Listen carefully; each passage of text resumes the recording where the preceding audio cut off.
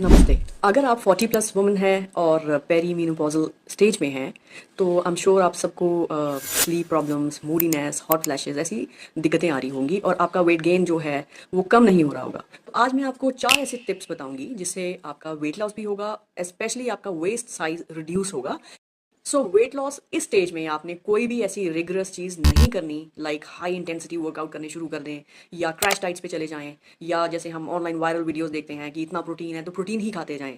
तो ये सब हमें नहीं करना, बिकॉज इमीडिएट तो आपको हो सकता है वेट लॉस हो जाए, लेकिन आपका जो वेस्ट में जो एक बल्क होता है हमारे लोअर एरियाज में या वेस्ट साइज में, वो एक तो कम नहीं होगा और आपका जो मीनोपॉजल जो सिम्टम्स हैं वो और बढ़ जाएंगे और आपकी दिक्कत 1 और 2 ईयर्स के लिए नहीं, for the next may be 20-30 years वो दिक्कत करेगी, क्योंकि आपकी बोन डेंसिटी इस टाइम कम हो जाती है।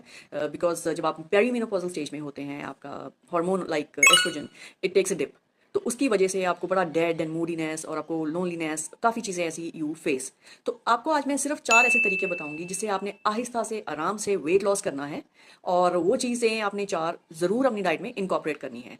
हमने इस टाइम पे कोई भी वीडियोस जो हैं वायरल जा रही हैं, अपना ऑनलाइन हम देखते रहते हैं, उन सब चीज़ों को फॉलो नहीं करना, because they are very rigorous and not well researched. तो इस टाइम आपने सिर्फ एक रूट वाली सब्जियां होती है जो ज़मीन के नीचे लगती हैं, जैसे शकरकंदी, अरबी, यम, आपने एक वीक में एटलीस्ट वंस अ वीक ये ज़रूर खानी है।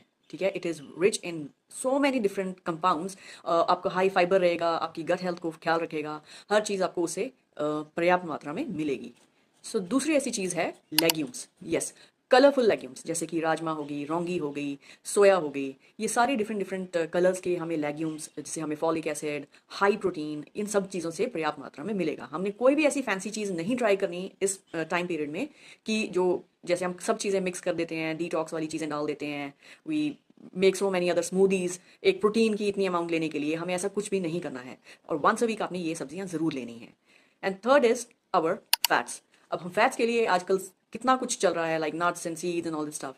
तो उसके लिए मैं आपको सिर्फ ये बताऊंगी कि एक जैसे तिल है, अलसी है, सनफ्लावर सीड्स हैं, कोकोनट चटनी है, ये सारी चीज़ें एज अ चटनी के फॉर्म में, बिकॉज हमें उससे गुड फैट्स चाहिए, तो उसको हमने सिर्फ चटनी जितने ही अमाउंट में खाना है।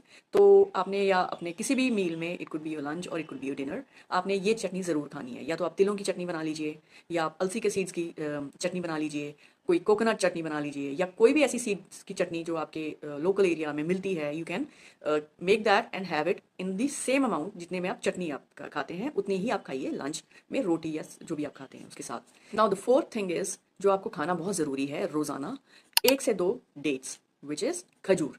और खजूर का ये एसेंशियल है कि उसमें हमारे इतने सारे फाइबर, हीमोग्लोबिन